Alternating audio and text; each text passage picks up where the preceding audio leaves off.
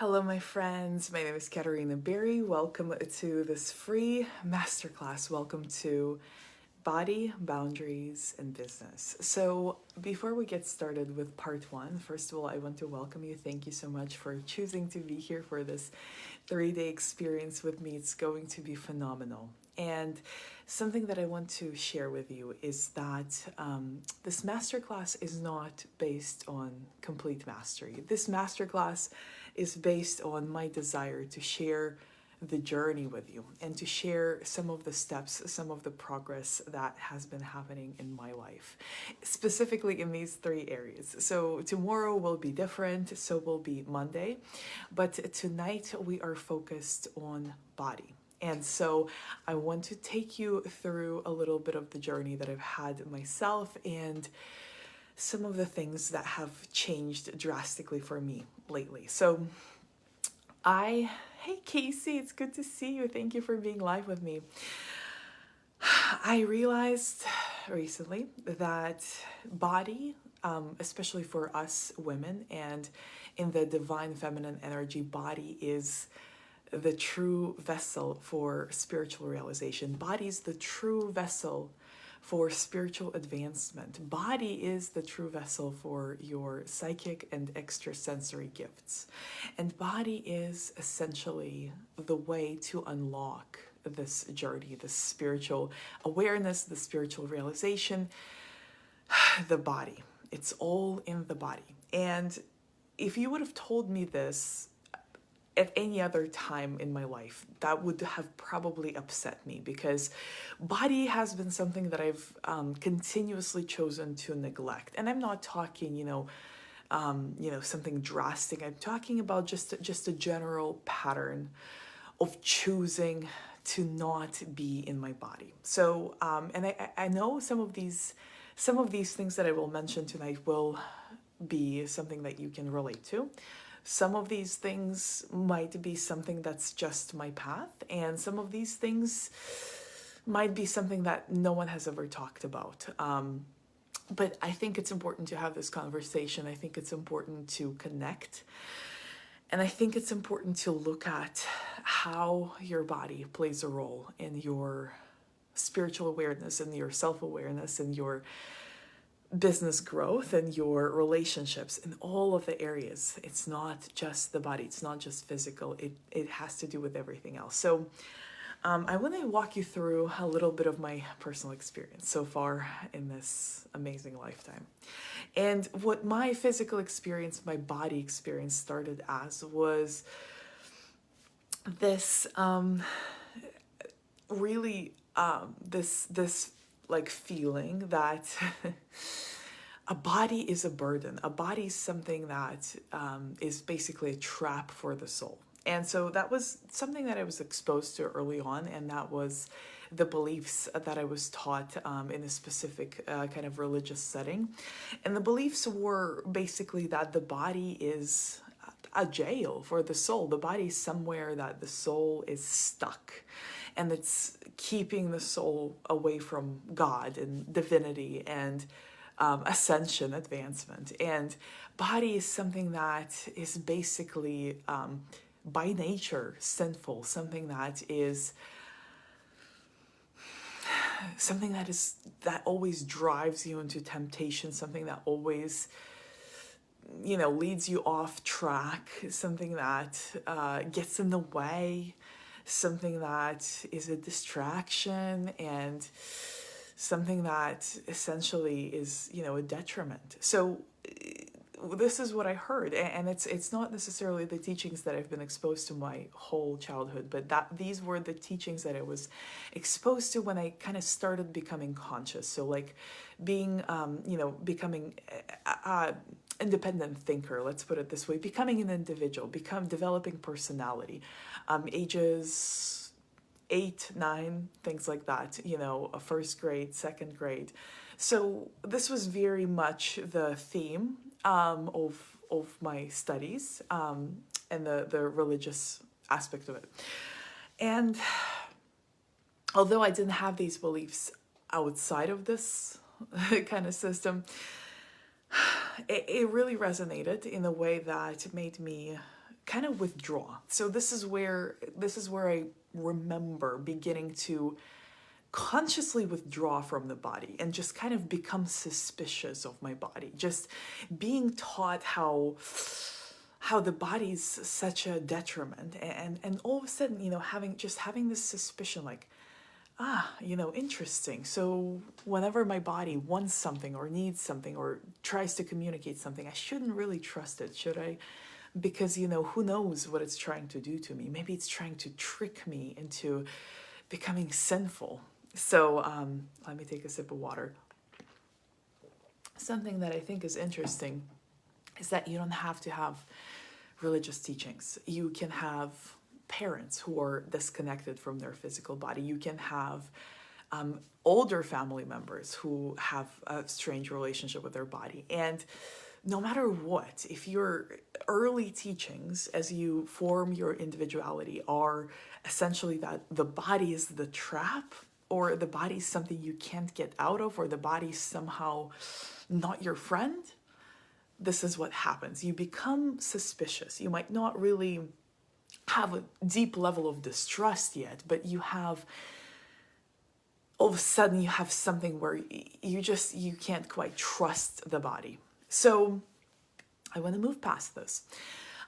As I became a young woman, let's put it this way, as I entered puberty, as I became a young woman, a teenager, I've had some other experiences that also defined my relationship with my body. So I already was suspicious. However, also I didn't feel like I had control over my body at the time. I didn't feel like I could kind of decide how my body was developing.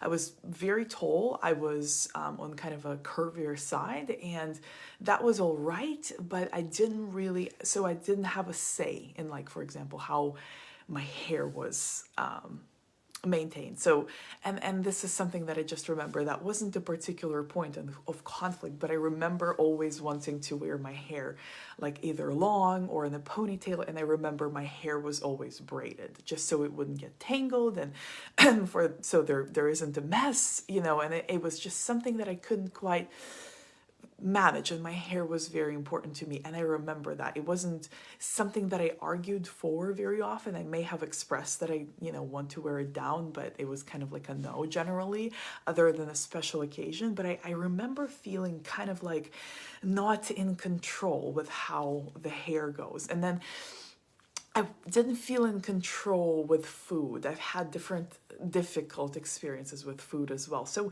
I didn't really feel like I was controlling these aspects, and along with suspicion, it created this strange dynamic. And so as I became a young woman, my experiences became actually even worse. So I experienced some bullying, which I think most people experience to some extent amongst peers, which, again, that wasn't necessarily the most difficult part. I've experienced some bullying from adults, and I've had some very traumatic experiences with my ballet teacher, who basically told me I don't deserve to be a woman. Like, obviously she had severe psychological issues herself, and I've worked very, very deeply on this for, I feel like, I don't want to say long time, but very deeply. So for a period of time, that's something that I worked through as an adult. So whenever I bring this up, this doesn't have that emotional baggage that it carries, telling the story. But at the time, that most definitely almost like completely severed my trust of my body, because I felt like it was like it was basically like a trap, I'm picking out a word, like it was a detriment. Like whatever I wanted to do, it was kind of in the way. Like spirituality, it was in the way. Dancing, ballet, it was in the way. Me connecting with peers, I felt like it was in the way just because I was so tall, and I found acceptance of that, but I didn't really make peace with that. And then the level of distrust, the not being in control, and then this, ballet experience, and I actually ended up breaking a coccyx bone at the end. Like I went there for 2 years. Like I put up with that for 2 years, but I just wanted to continue going, and I wanted to continue learning. And honestly, I'm still proud of myself for like choosing to still go. Even though it wasn't the best decision psychologically, it was in a sense, because I didn't let that severe bullying basically stop me. So I'm still proud of myself for choosing to do this, although it has the other side of it, which is didn't really serve me to be exposed to this damage for so long. However, I'm still proud of choosing what I chose, like no matter what, not letting anything be a deciding factor. But for 2 years, I put up with this. Twice a week we had a class, and maybe it didn't happen every single class, but it happened, I would dare say, basically at least once a week. So something that I've learned, and I'm getting very dry like mouthed talking about this, which is telling me that it's a good thing, because I know my body at this point, and whenever I have like I'm even a little hoarse, like if you can hear my voice, this is kind of like a throat chakra activation. This is throat chakra clearing. I feel like this needs to come out, because I haven't really spoken to this, because I feel like haven't really mastered it. But I realize, I don't need to completely master it. I need to share where I am. That's what's good.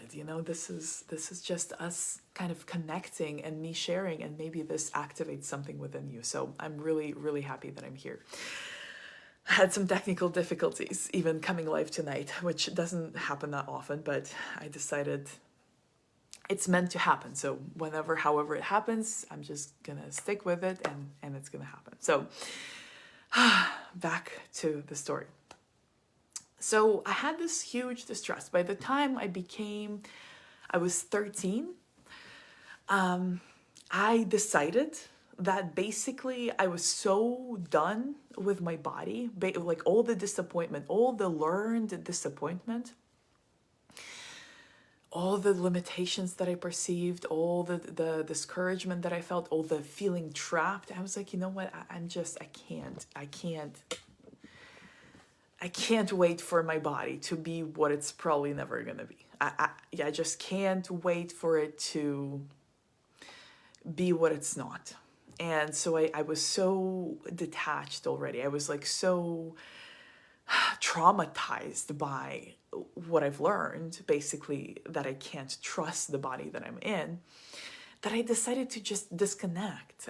And it wasn't like something drastic, like, oh, I hate myself. No, it wasn't really. It was more like, it's not going to matter anymore. Like my body just is not going to matter to me anymore. It's not going to decide what I get or not get to do. It's not going to limit me. It's not going to define me. It's not going to be the thing about me. I'm going to invent me. And actually, working with a high level coach for the last almost 10 days. Tomorrow is our last day together, and she's so amazing. But this is something that we've talked about quite in depth, because what's about to happen was actually kind of a power move for me at the time.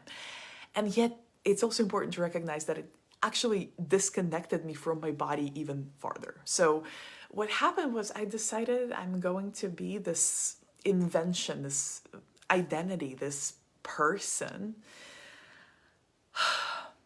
that is not defined by her body. And so that happened after I spent a whole year homeschooled, because I broke that little piece of coccyx bone off, and I couldn't sit because it was like terribly painful to sit. And so I was homeschooled for a whole year because I couldn't sit behind the desk. So I gained even more weight in that year because I didn't really move much. And I got so, like, I enjoyed, my mom actually homeschooled me, and I remember some parts of it was like good. It was good time. It was good to do the homework on my own, like, time, instead of, however it looked like in school. but at the same time, I realized like I really miss the peers. I really miss the social aspect. Like, and I don't want to go to another school and just let my body tell the story of who I am and just like wait to see what happens. I am going to invent myself. I'm going to be whoever I want to be, and body can just whatever it is. I'm just not gonna care about it whatsoever. So I went to this new school, and it was after the year of being homeschooled, and so the disconnect with the body, as you can imagine, after a whole year of basically no movement and pain and not being able to go to school and all of these experiences so far preceding that, and gaining extra weight and being bored to death without like communication, much of communication all year. I was like definitely not embodied in any way, shape or form. So so what happened was I went to this new school, and from the moment I went there, it was kind of like an academic magnet school, if that makes sense. So it was like something that where you had to pass certain exams at high levels to like be invited to be a student at. It was a very small school. It was science based, like a biology basically major in school, and in high school at this point. So from the moment I came in, I knew who I wanted to be. I was like, I am going to be popular. I'm going to, whatever it takes. Like, I'm not going to be the most beautiful girl. I'm not really even connected to that aspect whatsoever, but I'm going to stand out. I'm going to make people see me. I'm going to make people notice me. And I don't care what they say. Like, I don't care if they like it or if they don't like it, if they think I'm pretty or if they think I'm ugly or whatever they think. They're not going to be able to look away because I'm going to put on a freaking show. And I did that for about 2 years that I was in. Actually, was it 2? I believe it was 2. So I was there, for 2 years, and then I moved to United States. So for 2 years that I was there, which I did not expect to move to United States at the time, but I put on the show every single day. I would wear the wildest colors, like combining red, blue, green, yellow, all sorts of things. And it was still kind of, I was kind of developing a style. So I never liked really pants my whole life, even as a little girl. I did not really like pants. So I would wear these skirts, sometimes short, sometimes long, sometimes like I would just dress it up, dress it down, weird colors. I would wear my hair down, and I was just, and of course the bullying still like was there. Like it's just something that I feel like, especially like growing up in Russia, it's a little bit different. But I feel like most of us experience, to some kids always like pick one thing about you that they're gonna pick on forever. So mine, I mean, it was weight, but it was also height, because I was just so tall. And I was like, you know what? I'm like so over it. I'm so over like my body telling the story. So I was like, you know what? I'm gonna sharpen my speaking skills. So every time it comes at me, I'm gonna say it back. And I'm going to turn it around and deliver it in a way that has teeth. Let's put it this way. So at first I wasn't really succeeding, but then I kind of started tapping into it. So I became sharper and sharper and wittier when it came to like giving it back, to where kids just kind of stopped. It wasn't an issue anymore. And I became very known in my school. I was by far didn't feel the prettiest, was not the prettiest, but I acted like I was, basically ran the place. And the reason I'm speaking about all of this is that I kind of proven to myself at this point that body doesn't define me, that my body doesn't get to have the final say as to who I am, what I do, where I'm going. My body is not something that's going to determine my chances of success, or my ability to connect, or my ability to even receive like attention. So I'm still going to be seen. I'm just not going to look at myself. And that is so deep. And I'm gonna actually go a little bit deeper with this. So I see a comment from Casey. How old are you at this point of the story? So at this point of the story, I am 13 going on 14. That's like 8th, 9th grade. So I made friends. I challenged the like Miss Popular of the class, the pretty girl that was kind of a little bit of a bully. I like did not play her games, and I already had some experiences with girls like that, so I was like, I know what you're doing. And like I've always been psychic, so I was kind of like, I could tell what was happening, but I wasn't afraid of this anymore. Like I wasn't intimidated by the pretty girl and like feeling less than. I was like, oh no, like I'm definitely not gonna compare the looks, because I'm gonna not win this one. But like I got my own thing going. Like I'm not gonna fall into this kind of game. I got my own game. So something that happened was, I told some other girls that were just kind of like kind of romanticizing her, I guess, that like, hey, she's gonna turn things around on you. Like she's playing a game. I can tell, I can read into it. Like it's gonna happen. So when it happens, you can be my friend, and like I'll wait, because I know what's going on. And I made some friends that way because there was the drama and the high school drama that took place, and so there was like this kind of like a little bit of like, how did you know that she was not really being my friend? How did you know she was kind of using me for the social stuff? And I was like, hey, I've been through this. Like I've been through this. So I made some female friends, not again based on looks. I got some of the boys' attention based on smarts. And yes, meanwhile, was I just a good looking, normal, average girl? Or like maybe not so average? Was I just all right? Yeah, for sure. But I never looked at myself. I masterminded all of my social strategies. I engineered my whole personality at this point. Being a young woman, being a teenage woman, I engineered the whole entire identity of who I am outside of my body.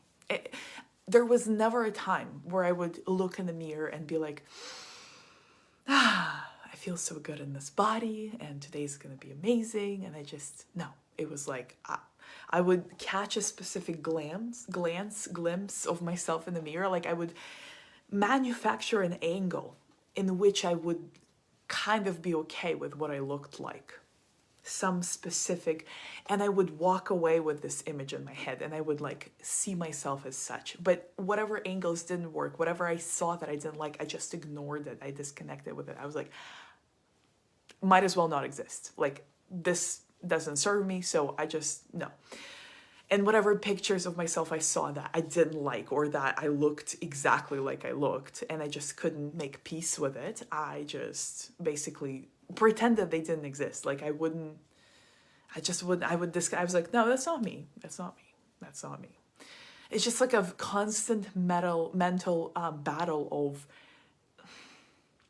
fighting against my body, basically rejecting it, neglecting it, separating from it, or manufacturing it into something that was what I wanted, without having to connect and change what I had, if this makes any sense. So let's fast forward way later. I became a young woman. I graduated from school. I made friends. I had boyfriends. I like basically, was doing all right. In my early 20s, all of that came crushing down, because based on this disconnection from the body, I created a fake life. I know this sounds a little extreme, but it's true. I created a fake life where I was constantly playing that role. I was manufacturing some identity. I was constantly picking an angle that I would, whatever. And then I would be like, oh yeah, that's the one. Let's take a selfie. Let's put that out there. That's me. That's me. And then everything else that did not fall into the, whatever theatrics of that, I was like, that's not me. Obviously, logically, I knew it was, but deep inside, I was like, it's not me. I'm just not going to see that. I'm going to unsee that right now. And what I'm talking about is like mirror reflections, images, pictures. Why is that important? Why is that important? Well, because I didn't see myself. I refused to look at myself, and I refused to be myself. I only wanted to be a version that would get the results that I wanted. So my main result, by the way, by the time I was in my early 20s, the main motivator of my whole existence was, I want to be liked. I just want to be liked. I want people to see how normal I am. I want people to see this normal girl that they like. Why? Why? What does that do? I don't know. You ask me, I have no idea what does that do. Because it was I made a whole penniless career out of it, where I wasn't getting paid nothing, and I was just running around town trying to be liked all day, every day. And that was a weird vibe. And not only that, it really came crushing down most when the dark night of the soul happened. And I talk about this a lot. I refer to this a lot. I have a YouTube video on this that I'm going to try to remember to share in this group for reference, for your independent review in the rest of this masterclass experience. But the dark night of the soul hit me pretty hard, because my entire life was completely empty. And that pattern, by the way, even continued after the dark night of the soul, the needing to be liked so badly. But what happened was, I was so disconnected from the body, so far away from who I am, so like that me, that true essence, the true higher self, the me that you see when I go live, the stuff that I talk about now, the channeling that I do, the cards that I do, the everything that you see me do or say or be, it is like a percent of an expression of that inner true I amness, which was buried so deep I had no idea. And in fact, I was terrified of it. I was like running from it as hard as I could. Because the entire life, that's all I knew. Entire conscious life. Previous to these experiences as a child, I knew nothing of it. But that's what my life, my path, that's what I was meant to experience, so that I could unravel what has been built up and empower myself. And I'm on this journey now. But back to the story. In my early 20s, it became like a beastly machine. And so what would happen, I would have these patterns. I would gain weight sometimes I would lose it. I fluctuate right now too. Like, that's up and down, and it's very much based on the intention. But I didn't really even like care like whether I gained or lost weight.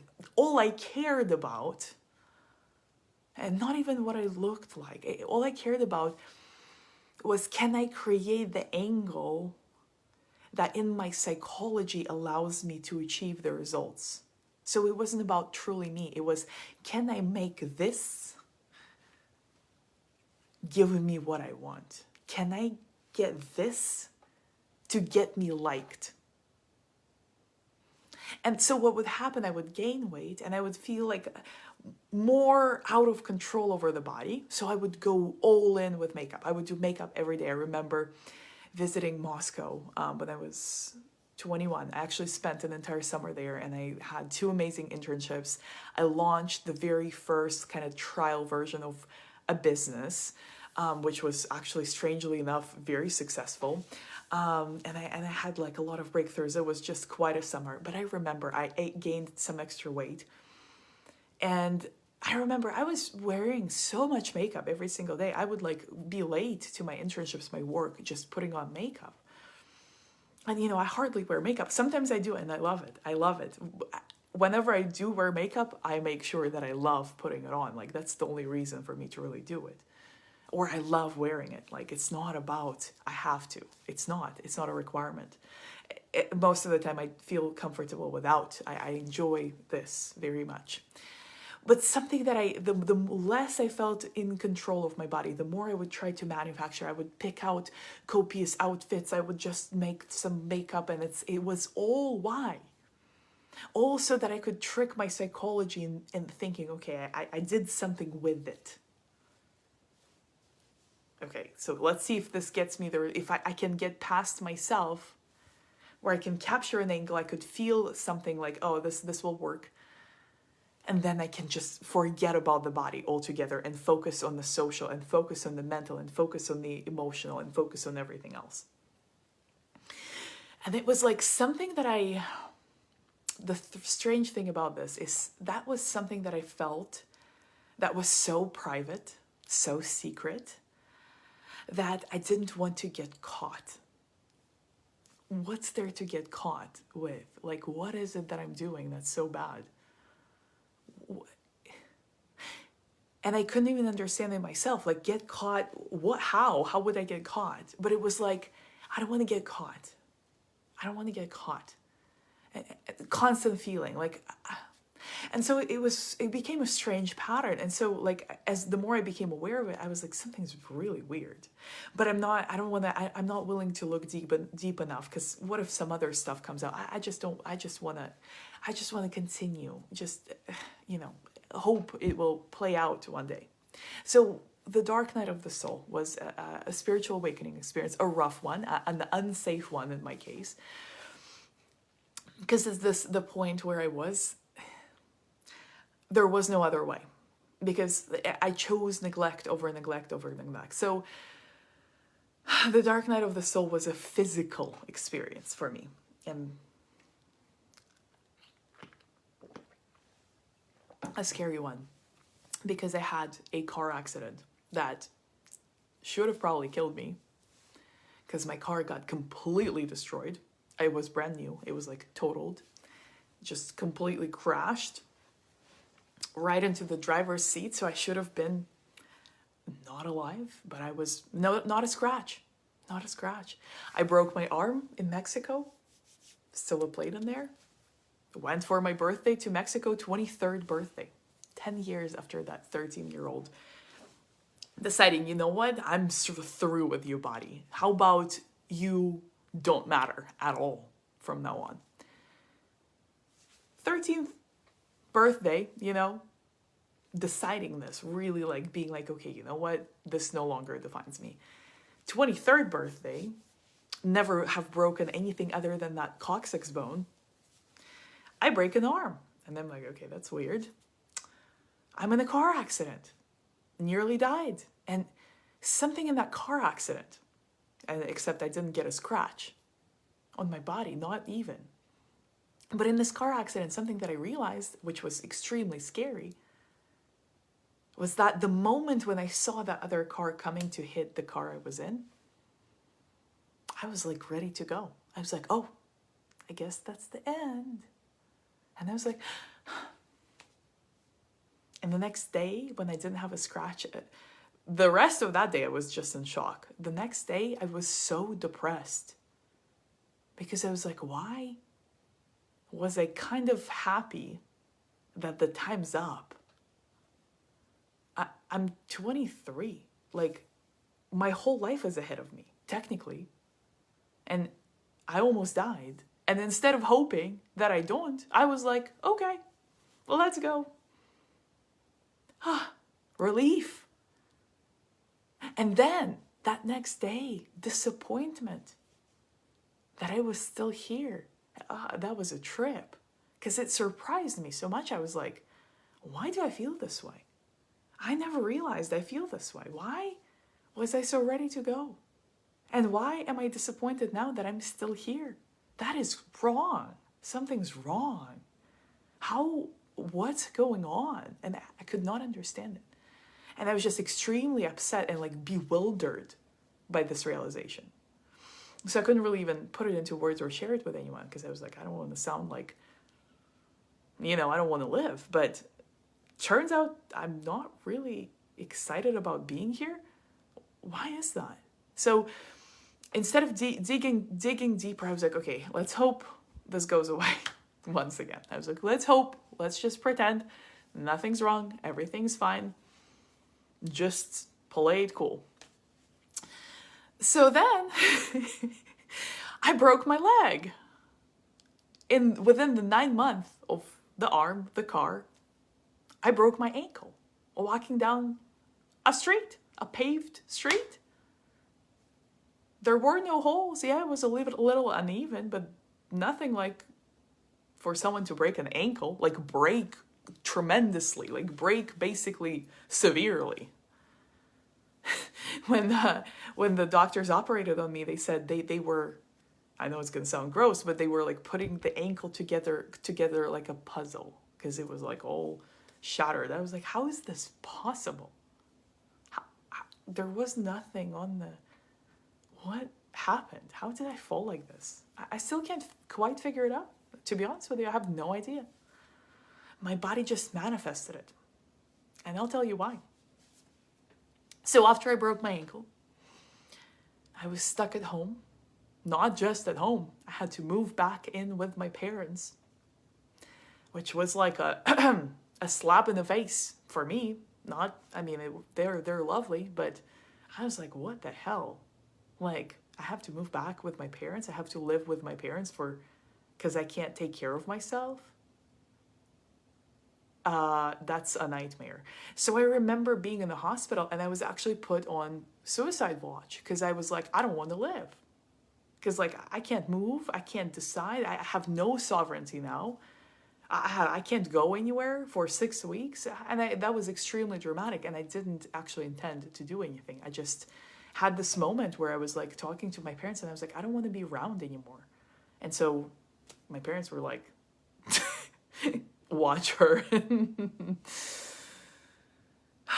Which, to be honest, and I never talked about this, but that's how I felt. I didn't want to do anything, but I didn't want to be around. And I was kind of upset that I was still here. And I didn't know why. So it was like the most frustrating thing. Like, why do I feel like this? I'm young. I have the whole life ahead of me. I'm doing pretty well. Like, I'm pretty all right. Like, I got skills, I got talents, I got potential. I'm pretty smart. Like, I like myself. I like myself. But I didn't realize this, but I don't love myself and I don't even know who I am because I haven't been myself forever. But I didn't know this. So the dark night of the soul, finally, after all the rounds, and the higher self and the body being like, hello, like trying to get to me, and me like being like, let's pretend nothing's happening. Again and again, finally it was like, okay, you know what? You're grounded.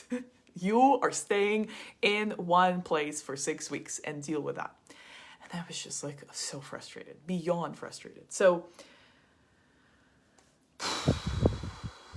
I ended up just being stuck in my body, finally, where I couldn't go anywhere. I couldn't play any roles. I couldn't do any angles. I couldn't take any selfies. Not because I couldn't, but because what about? Being at home for 6 weeks with a broken ankle? No, thank you. Like, I don't want to share that. I'm frustrated as is. I don't want to talk about this. Nothing to do. Unemployed. I lost my job. Good thing, by the way. I'm really happy I did because the boss that I had was the most toxic boss I've ever experienced. So it actually was good. And I was playing the roles, people pleasing to like level 1000. And it just was so toxic. And I was selling things I didn't believe in. And it was just basically sucking my soul out. So I'm glad that opportunity went away, honestly, because I would not have ended it myself. So everything that I was holding on to, that was part of this false identity, got surgically removed by the universe. The car that I couldn't really pay for, the job that wasn't really good for me, this blissful ignorance of everything's gonna be fine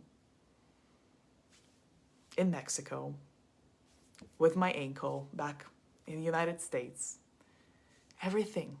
So if you want to go deeper with the dark night of the soul and the experiences, there's going to be a link to that YouTube video later that you can watch if you're interested. And I go a little deeper into what is the meaning of the dark night of the soul. But for the sake of this story, to stay on the course, everything got removed and I got stuck in my body.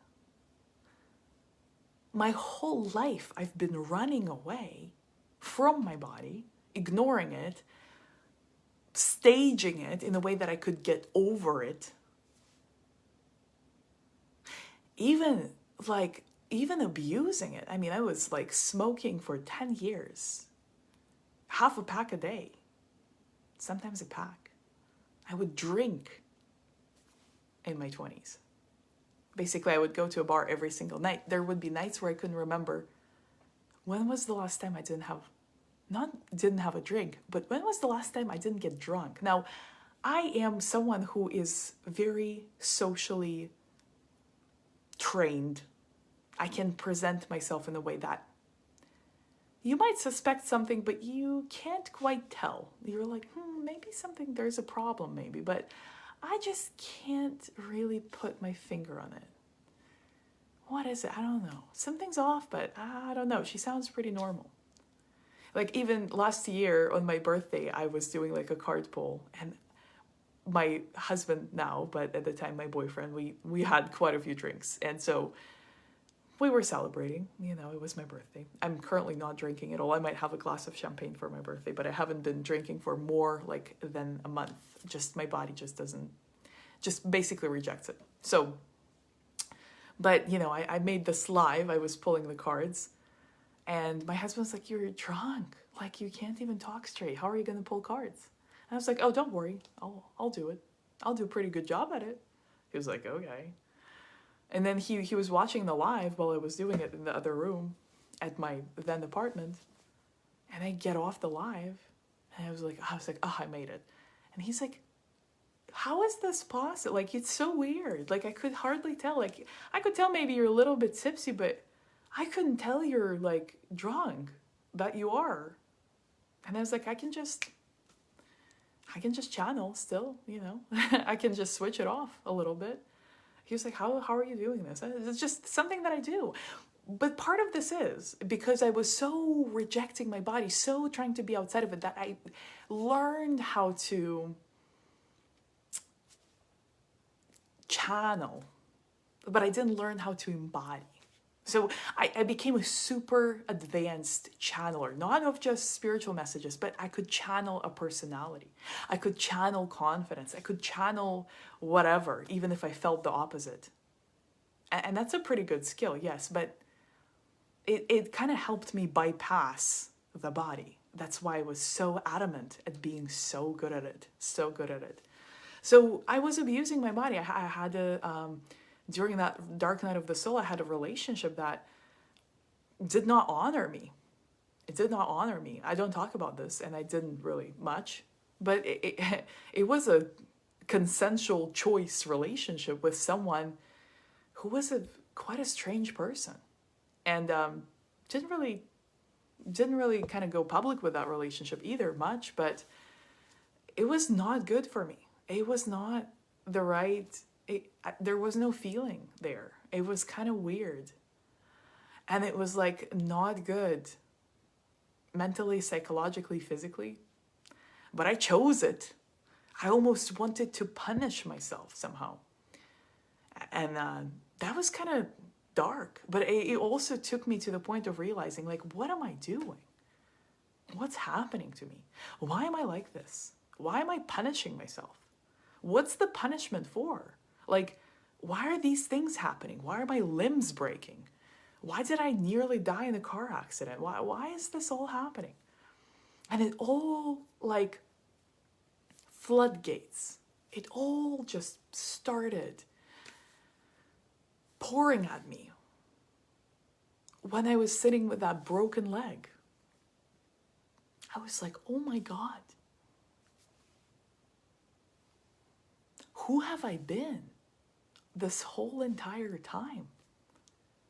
Who am I? What am I? Who is this person?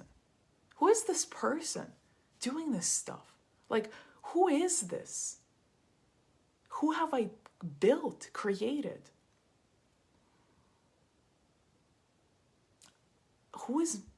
Where's me in all of this? And that realization, that like sudden jolt of awareness brought me crashing down, because I was like, I don't know who I am. I've been so good at building this persona, this whatever angles, poses, things, to be liked, to be like, to be seen as normal, to be seen as whatever I want to be seen as, despite my body, outside of my body, around my body, never through, never in, never real, never me. Who is me? What is that? I don't even know at this point. That was so shocking, because I was like, but what have I spent all these years on? What did I do with all this time? I've spent them building this being that doesn't exist. My friends, I had another external experience that played into this perfectly. I had a relationship with someone I was like a teenager, and then up to early 20s. I had a relationship. This is going to blow your mind. I had a relationship with a person that did not exist. I built a person that was not really me. And I had a relationship with a person that didn't really exist. How would that be? You might ask. How would that possibly happen? Well, I met someone on the airplane flying to United States when I moved here at 15. And for the next 5 years, I sent this person letters, like emails. And in my head, I fell in love with that person. I was like, oh my God, that person is so amazing. They hardly ever really replied to me. Just like, oh, hey, great writing. Oh, wow, that's nice. Very rarely. And I was like so in love with that person. And that was fine with me. Like, I was not really looking for a real relationship. So, because that makes sense, because I'm not really being really myself. So why would I need a real relationship? But I had this belief, like, oh my God, I'm so in love with this person that I'm writing letters to. And I would like talk to them in the letters, like assuming that I know what they would respond. That's so wild. For 5 years. I actually happened to meet that person, like in person. After the time passed, and we went, it was like kind of like a date. We had dinner, we talked. We had a few glasses of wine. I was like 19, 20, 21. Not 21 quite yet. In Russia, the drinking age, I don't know about now, but at the time it was 18. So technically it was not illegal. But that's besides the point. Having a glass of wine was not illegal. It was like at the point, but still I was very young. And it was like, so exciting. I've been so in love with this person for 5 years, and now we get this date. Needless to say, the person lives in a completely different country, has a totally different life. And I'm just, like, oh, finally this happens. So we talk. We actually met a few times. So we talked. And, the letters kind of started dwindling down. I had some real relationships with people at the time. Started having some dating experiences. And then one day, again, we meet with this person. And he tells me, hey, have you ever realized that you don't know a thing about me? And I was like, wait, what? He's like, yeah. Have you ever realized that you have no idea who I am? And I was like, what do you mean? He's like, well, I could be like a bum who lives on the street and just, puts on this suit. And you think I live in Italy and you think I am this and this, but I'm just, a bum. And I'm like, what? No, no. You're a scientist. Like you're someone, wow. And he was like, okay, that's what you think. But how do you know this? And I was like, well, because, you told me. We've had these letters. And he's like, really? Because I hardly ever wrote you any letters. And I was like, but I feel like you have. And he's like, yeah, but, a few times I would usually compliment your writing because you're an amazing writer. But all the meanwhile, I didn't want to tell you that you're coming up with who I am the entire time. I couldn't bring myself to tell you this. That whoever you're having this correspondence with is not me. Because I have not shared enough with you for you to even know who I am. And I was like so shocked. I was like, what do you mean? And he's like, that's what I mean. Like, you've been talking to yourself for 5 years. And you're an amazing writer. And like, I think you're going to be wildly successful. You have a great imagination. But you have no idea who I am. And I was just like, what? What? I was visiting Russia at the time. That's where we met. And so I went to my best friend Angela's place and I was brought a huge bottle of vodka. I was drinking pretty heavily as is at the time. And I was just like, walked into her apartment. I was like, Angela, don't talk to me. She's like, is everything okay? How did the meeting go? I'm like, I no. And I just like poured myself vodka and just drank it.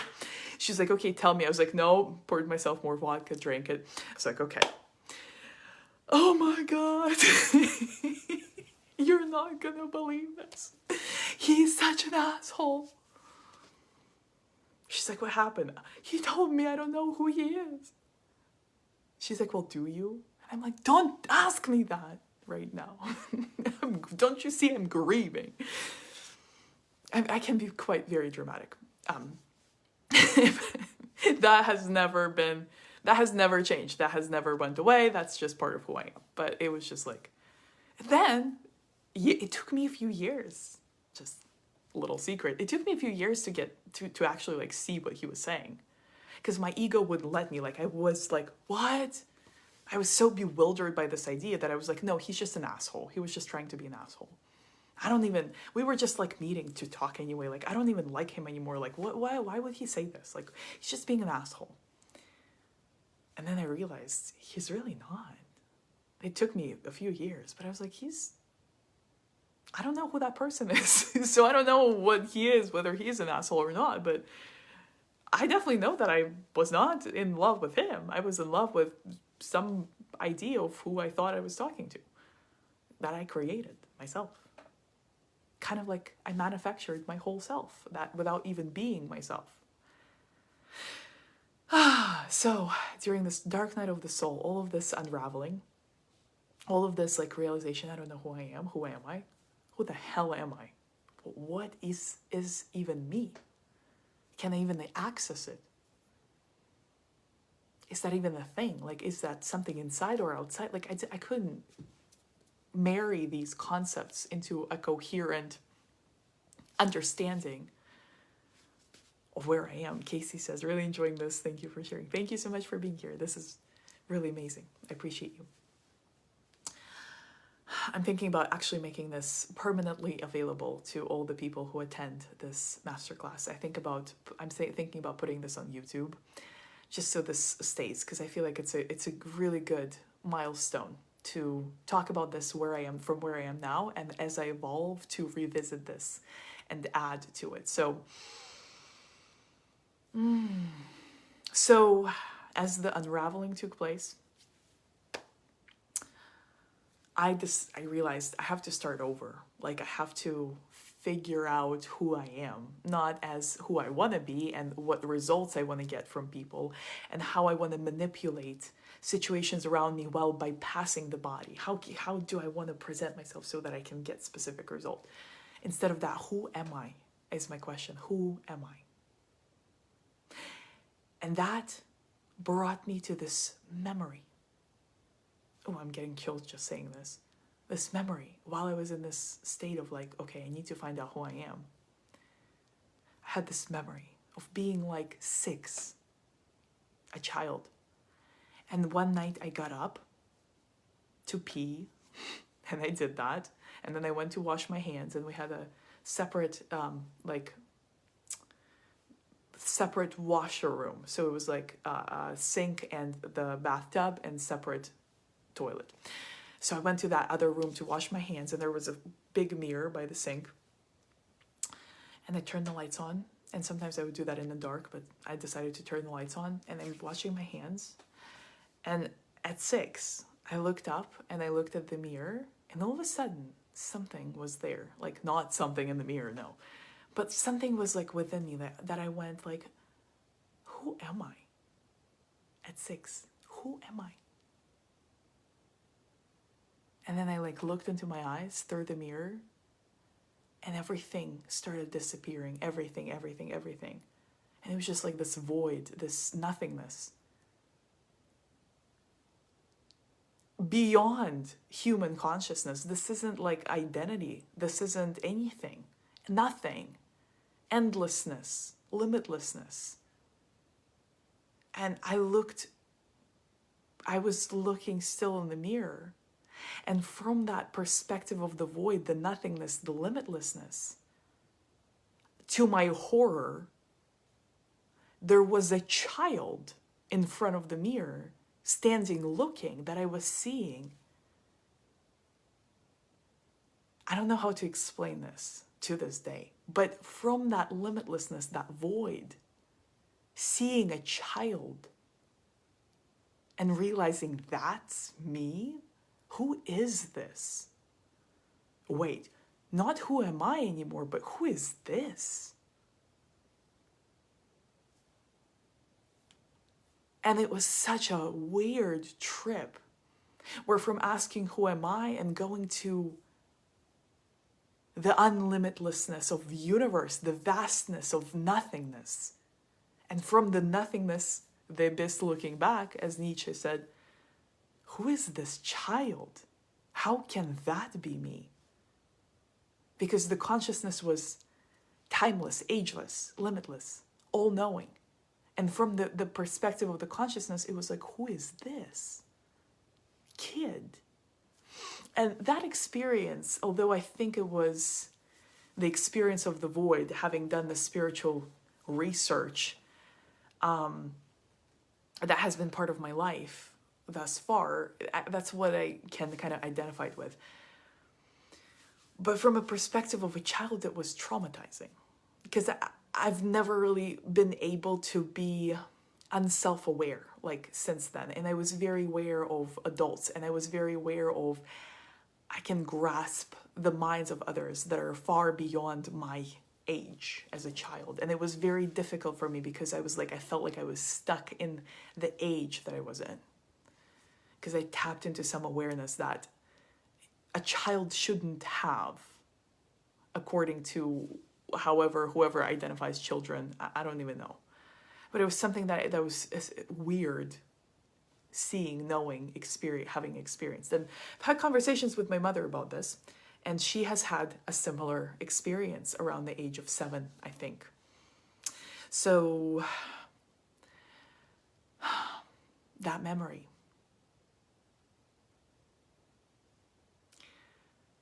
After the dark night of the soul, that memory of going up to the mirror and having that. And I was like, okay, who am I? I've asked this question before. And I tapped into something that scared the shit out of me. Because I was like, how do I put myself back into being a child now? So then I was like, okay, well, maybe there's a key in this. So at the time, I started reading tarot cards. right around that time. I kind of started a little bit already, but with a broken ankle, I had the deck of cards with me. I had the books with me, and I would just do it every single day. Didn't even know what, where, how. I would just do it. I was like, okay, something has to give. Something has to show me the way.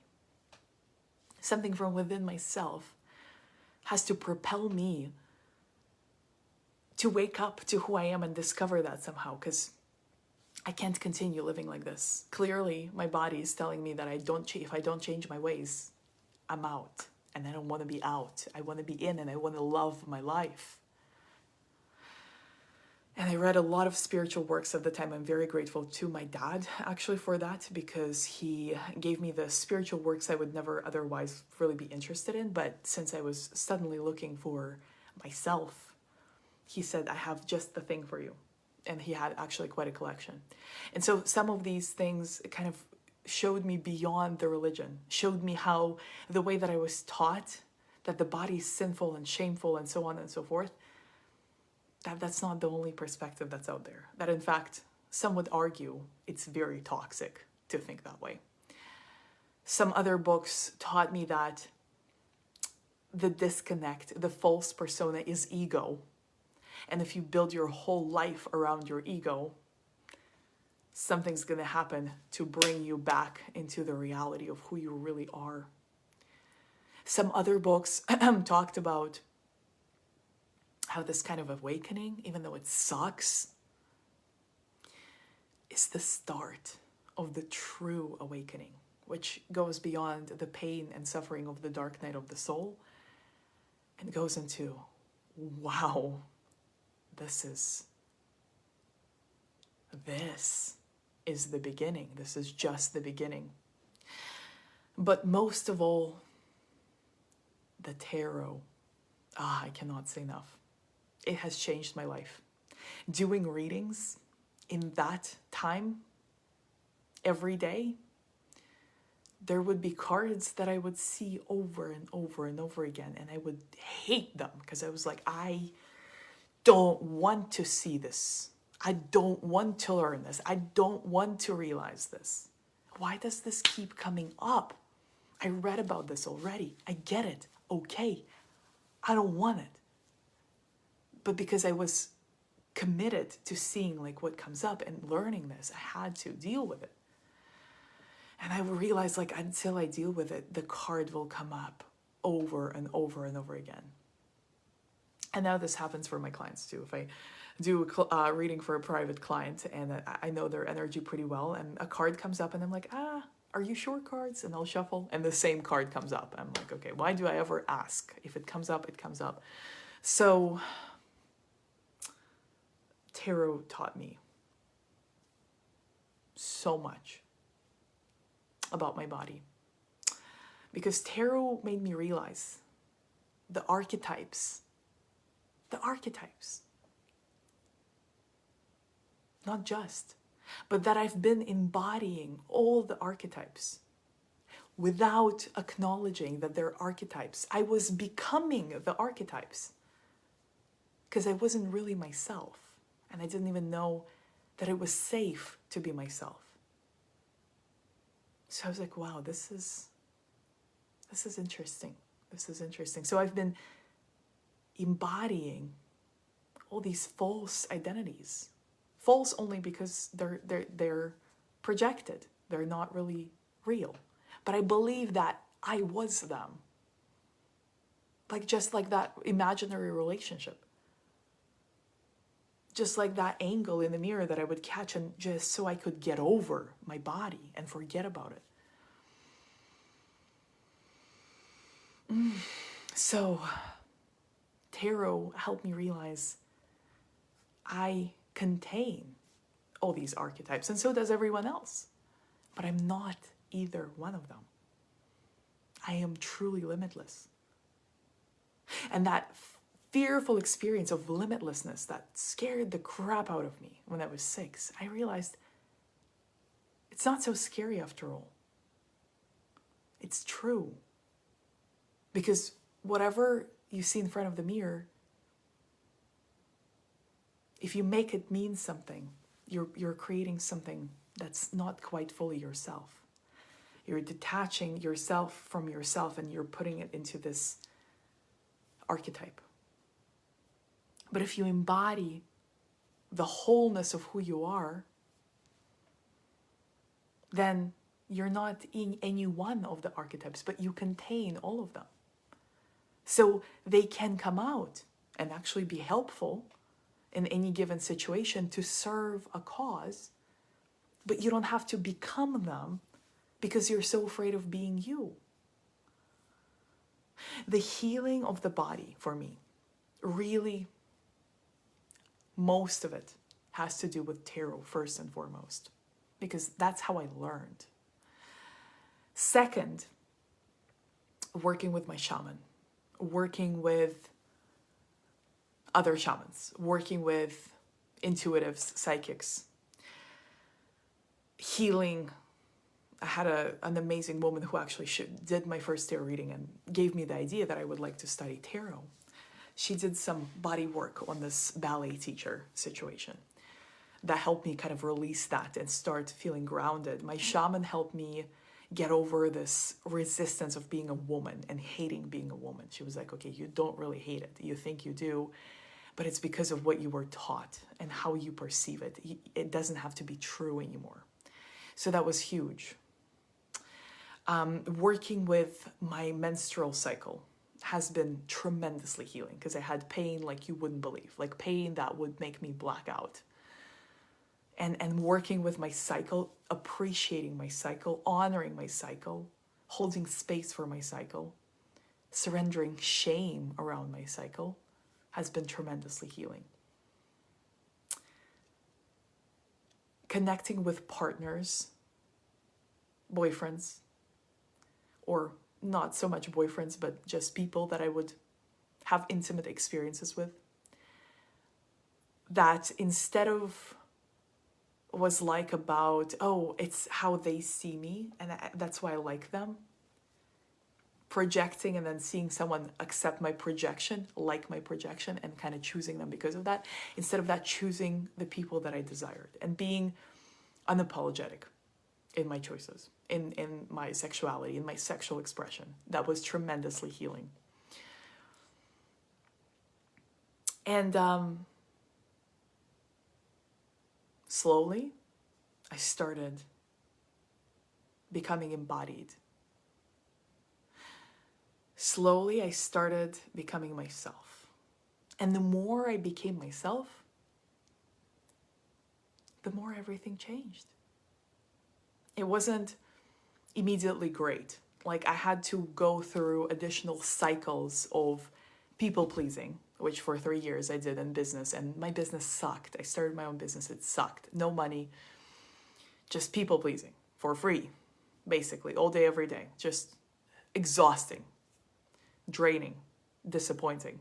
So that still needed to play out until I saw it as a pattern. Neglecting my body, drinking, overeating, smoking. For a few years that continued too, until I realized, wow, okay, I see it. I see what it is. And all of that, farther and farther, the more I unraveled, the more I stepped into my psychic gifts. So when I finally, the final stages before where I am now, were to realize, okay, why am I pleasing people? Why am I trying so hard to still please people? Even though I'm learning who I am, who I truly am. Why do I need people to see me a certain way? And it was like, because I'm afraid of how powerful I really am. I'm afraid that people won't be able to handle that. And I was like, okay. So I started stepping into my power more. And I started sharing my psychic gifts and my tarot readings with the world. The abuse, the overeating, the over drinking, the never sleeping, the whatever, everything. I was like, why am I doing this? Why am I doing this? Because I'm afraid of how powerful I really am, and I'm afraid of really holding the power in the body and just being in the intensity of what it's like to be the fullest expression of me. Because when I would drink, I would turn it down. When I would overeat, I would numb it. When I would stay up all night, sleep all day, all over the place, again, self-sabotage, turns it down. And then finally I was like, okay, I'm ready to embody the fullness of the power that I hold. Now, the stage where I am now, and that's why I've decided to work with this high level coach, is I want to go beneath the layers that have been stored in my body. I don't want to do this to look a certain way. Although the new expression of me through the way my looks always change is always part of who I am. However, I have a very specific mission. I want to unpeel the layers that specifically surround my solar plexus and sacral chakras, which is my belly. It's not that I particularly hate it, or I'm not doing this because I want to change it so that I can be a version that I can like. No, I now look at myself in the mirror fully and completely, and I see myself fully and completely. And that's what I've been working on very recently, because I realized I still wasn't able to really do this, and now I'm doing this. So now I'm like, what is beneath this? There's a layer, a cushion, a protective cushion surrounding. What is that? What's hiding there? What am I still neglecting that it needs fat to protect itself? That's what it is. I know it is. It's no longer, I don't know why this area is always like this. No, it's like, I don't care why. I just want to know what it is protecting itself from. It's probably protecting itself from me, but what is it? So I'm on a mission of uncovering right now this, and it's a physical process. It's a process of eating healthy. It's a process of, for me right now, choosing not to drink. That's not a requirement, but I'm just making this choice. Of course, I would like to have some champagne on my birthday. That's just something that I would like to have to celebrate with my husband. But other than that, I'm just not feeling like drinking at all. So that's something that I'm committed to. Something that I'm committed to is changing my nutrition, changing the way that I go about eating, changing the way that I honor exercise, and like not exercise for the sake of burning calories, but exercise for the sake of moving the body and being so committed to it that it happens, not every now and then, but basically every day to some capacity. Just so that I'm physically present and alive and aware. So that's where I am. So there's always the next level, but where I am now is so radically different from when I was before the dark night of the soul, and even after, still, people pleasing, still abusing my body, and going to a higher, deeper level of awareness now is a huge step, but getting here blows my mind. Something that I want to share a little bit about is my tarot course, which I'm running for the first time in my life, beginning on June 16th. Before I do this, I would like to read the comments by my beautiful Casey. Thank you so much for being with me here. I really appreciate you. So you realize the mirror scene as a flashback during Dark Night, like you put it together then. Yes. It was something that was always like a lingering memory, but it was never like a part of anything. It was just like a weird experience I was once had. Do you remember that moment as a child? Yeah, I always remembered that moment, always. Actually, I think I became like self-conscious, self-aware since that moment. Because I have like flashes, like painting blue, and I have flashes like playing with my bunny rabbit, like a toy bunny rabbit that I still have. I have flashes of like my mom, my dad, like up until that point of that mirror experience. I remember flashes, but I don't remember myself ever. Does that make sense?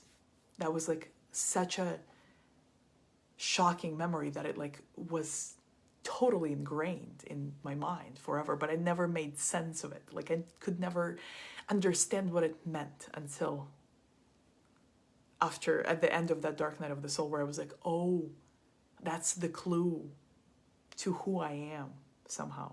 I don't know how, but that's a start. Something, that's a something. And Casey said, so great. How many years are you past that darkness? So I'm about to turn 28, and the dark night of the soul was happening around the time I turned 23 with the arm, and all the way up until 24. Like around, actually a little earlier than 23 starting, and a little earlier than 24 ending. So it was kind of like 9 months. Totally makes sense. Okay, awesome. So I want to share a little bit about the course because this work is so important to me for many reasons. Part of it is I love being a professional tarot reader, and this course is designed with keeping in mind that this is everything you need if you ever considered reading tarot for other people as part of your practice, as part of your coaching, as part of your business, as part of anything, really. Or just as is, like, here's a reading. Would you like to book a reading with me? If you've ever thought about this, this course has everything you need to become a professional tarot reader, even if you're starting from zero. But this course, the reason is that I know the women that choose to be part of it are never going to be the same. Just because they're going to learn so much about themselves and who they really are beyond the archetypes, beyond the expressions that they've identified as. It's going to change their life. I guarantee you that. Like, that's just something I know. And I'm proud, so proud and so happy to say that there are 4 women in this course already. I'm so excited about each and every one of them. They're so incredible and special and amazing. And the most recent one who joined, I have not announced her yet because I've been doing readings literally all day today. So the course is meant to be a all-in-one resource for learning tarot. It's 44 modules. There are, if you have a little bit of an awareness of tarot, there is a major arcana, which is these major archetypes. They're not just archetypes, they're kind of living expressions of humanity in a sense. So very complex, very deep, very mind-blowing. 22. So there's 22 modules on each one per each of these major arcana cards.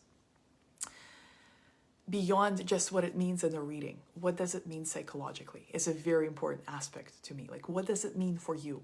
Not even when you draw the card, but how is that part of every person on earth to an extent?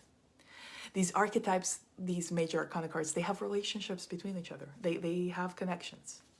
So there's a whole module on those connections, those relationships. There's another module that is on the codes that tarot contains. There are certain combinations of cards that if you put them together, even just visually, and you look at them, and you have some awareness of who they are, and you see that as a sentence that has no words and just has the symbolism, something shifts. Because you all of a sudden go like, wow, that is so many life situations that go like this. What does this mean? And then you see how there are certain patterns that are recurring, codes, no better word for that. So there's a module on that. I'm not going to talk much more about this because it's so complex. It's so hard to explain. You really have to see it. And then something clicks and you go like, what? This is so strange. I've seen so many experiences of this. What is this? And all of a sudden you have this greater level of awareness. It's incredible. So there are a total of 24 modules on major arcana, the relationships, and the codes.